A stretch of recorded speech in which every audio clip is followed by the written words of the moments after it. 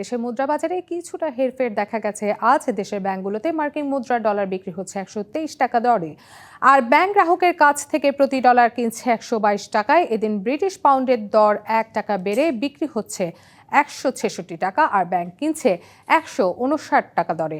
দর বেড়েছে ইউরোর। ইউরো গ্রাহকের কাছে ব্যাংক বিক্রি করছে 143 টাকা আর কিনছে 138 টাকায়।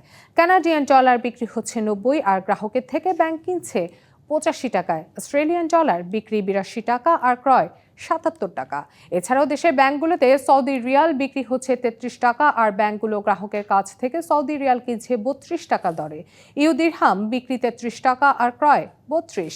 মালয়েশিয়ান রিঙ্গিত বিক্রি 29 টাকা আর কিনছে 27 টাকা 50 পয়সা। সিঙ্গাপুর ডলার বিক্রি 96 টাকা, ক্রয় মূল্য 92 টাকা, এবং ব্যাংক থেকে গ্রাহক ভারতীয় রুপি কিনতে পারবে 1 টাকা 45 পয়সা দরে, আর ব্যাংকে বিক্রি করলে পাওয়া যাবে 1 টাকা 38 পয়সা দর।